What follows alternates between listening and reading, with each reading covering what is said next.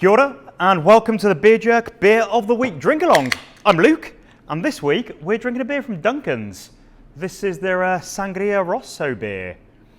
Every time we have a beer from Duncan's, I get lots of people commenting on social media about having a beer with Duncan, and Duncan's my mate. I'm an immigrant to this country. I try my best to embrace everything New Zealand and really know my adopted homeland after being here for 13 years. But it sounds like a really shit song or poem or whatever it is. So to be honest, I don't really care about whose mate Duncan is. But Duncan, in this case, is George Duncan, who is the founder of Duncan's Brewing. And he's a really lovely guy, to be honest. You may have met him at a beer festival or some sort of event. He looks like a jolly sea captain sort of guy. He's got a big bushy beard, always smiling, and just one of the friendliest, nicest people you'll know. And Duncan's is a family business. So it's run with his wife, Y, that does a lot of sort of the marketing and the sales and all that kind of things. And he's got a couple of little kids who help out around the brewery. I'm not sure how much help they are. But yeah, really lovely family business up in Paraparaumu, which is about an hour or so north of Wellington. And they are really into making interesting fruity and sour beers. This beer smells just like a Sangria Rosso. So as you'll know, there are two kinds of Sangria with white wine and with red wine. The red wine Sangria version is probably less popular and less well known. And it's Sangria, it's red wine and a bunch of fruit in there. So it'll have strawberries and cherries and peach, blueberries, all manner of things in there, actual grapes as well. And the red variety of Sangria is more of a festive sort of drink, and it comes from Spain and Portugal, obviously. And it tastes a lot like this. Sangria usually has some fruit juice in there and has some sugar in there. So yeah, this as a beery take on Sangria Rosso is bloody good, actually. George set out to create something and he hit the nail on the head. This is made with a good amount of lactose as well. So that's milk sugar, which is it's one of the only sugars that yeast can't ferment and turn into alcohol. So you might remember a few weeks ago we had the beer Buzz Me from Lakeman that was made with honey. And it's sort of counterintuitive because you might think that a beer made with honey is going to be sweeter, but it's not. Actually, the honey gets eaten by the yeast and you end up with a beer that's more dry and lighter in body. So if you want to end up with a beer that's got a real residual sweetness, generally the best way to do it is adding milk sugar. And Duncan's probably use more milk sugar in their beers than just about any brewery in the country. Because yeah, that's how you get those really nice sort of creamy, sweet results, like you get in this. It actually has got a solid body to it. I was expecting it to be a bit lighter, more like drinking a sangria, and it's been 7 weeks since I tried this, so it is a little bit of a nice refresher to be drinking it along with you tonight. And yeah, I hope you can hear me okay, because here at the Fridge and Flagon, it's absolutely chucking it down. So there's a lot of rain in our ceiling. Hopefully my little mic is picking me up okay. But as I say, it's a bit of a festive drink. So I'm sure at Christmas time in Spain, people are drinking Sangria Rosso, and the weather's almost as bad as it is this week here in Auckland with all of our floods and downpours.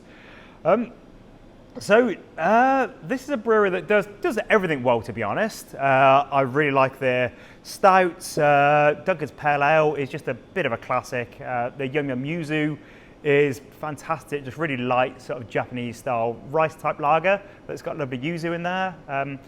But really it all changed at Duncan's in 2019 when they first brewed Whippy, which has now pretty much become part of their core range and is an ice cream inspired beer. And at that time, we at Beer Jerk were importing a lot of Moondog. We still do import some Moondog, but we've really pulled back on our importing. So it's a bit more sporadic when we import beers internationally these days. So Moondog guys came over for almost a week for the Moondog landings and did a bit of a tour, and we set up a whole bunch of collaborations with them, with Alibi and with 8 Wide and with Funk Estate and with Duncan's. And together they did a beer called Splice of Whippy, because at Moondog you may have tried their Splice range of ice cream beers. So it became a natural thing that they'd create this ice cream delicious monstrosity together. And I think that was sort of the time where something really clicked with George, that he could just make bloody crazy beers, the same way they have been doing at Moondog for a long time, and people might get behind it. And that really was the time that he sort of let his sweet drinks flag fly. And I often just imagine that George in his spare time just sneaks into 4-year-olds' birthday parties and just gorges himself on just trifle and ice cream and that bread with hundreds of thousands on top. And he's just got a guy with a massive sweet tooth. So hence these delicious fruity sours were, really leading the market in New Zealand for interesting beers like this. It's going to be a divisive beer, not something that everyone will like. If you're more into your traditional beers that conform to the Reinheitsgebot, you're probably going to be furious at this beer, but I think a lot of people are really going to get a kick out of this beer. So it's not just a sweet confection, it's a really cleverly made beer that it just tastes, so much like a sangria. And it has got those additional fruits in there as well, like you would have in a traditional one. So it's definitely, I'm getting real nice cherry flavour in there. I think all the ingredients on the can actually as to what went in here. Grapes, obviously, apricots, orange, boysenberries. So that's giving it a really nice berry note, and just a chunk of it, a good part of its lovely colour. And like sangria, a good beer to pair with food. So I suppose anything that's like salty or smoky flavours, paella, obviously, seafood will go well with this. So check out the email where I'll be putting a few more food pairings. And George just gave me a good album match as well that I've just been listening to, so I'll put that in the notes in the email as well. So check that out and have a listen while you're drinking this beer. And George is a guy that's really into music. So he was a professional DJ before he started a brewery. And a few years ago here at the Fridge and Flagon, we had Duncan's Tropical Pool Party in the middle of winter, which was a really fun time. We got like little paddling pools and inflatable palm trees, and everyone wore Hawaiian shirts. So I may try and coax him out of retirement at some time soon to have another DJ party here at the Fridge and Flagon. Great beer. Other stuff that's happening here at the Fridge and Flagon soon. We've got the Beer Jug Run Club Half Marathon. So you may know that every Monday we do Beer Jug Run Club, which is where we meet up here at 5:30 p.m. on a Monday, run 5Ks, and then drink some beer. And it's a really fantastic group of people, people from all over the world. Some people are more into the running side, some people are more into the beer side. I obviously am more into the beer side. Don't really enjoy running, but it's something I have to do now I started a damn club. And every year we have the half marathon, which is, it's not a race whatsoever. It's just challenging yourself, putting yourself through your paces to run 21 kilometres around the middle of Auckland. And we'll have a really fun afternoon here afterwards, drinking a few beers, eating good things, listening to good music. So check out our social profiles for Fridge and Flagon and also Beer Jug Run Club on Instagram if you want to get involved in that. We're going to have t-shirts printed on the day. We're going to have our mate Dallas will be doing live t-shirt printing. So that is on the 20th of May, so a week on Saturday. And prior to that, so Thursday next week, the night you are usually drinking the beer of the week, if you fancy popping out, we're going to have a quiz night here at the Fridge and Flagon. So it's our first quiz night here, and it is a Simpsons themed quiz. So my pal Paul is writing a quiz as we speak. His qualifications for being the quiz master are he's got a really big tattoo of Evil Homer with his maracas on his forearm. So I couldn't think of anybody better to write a Simpsons quiz.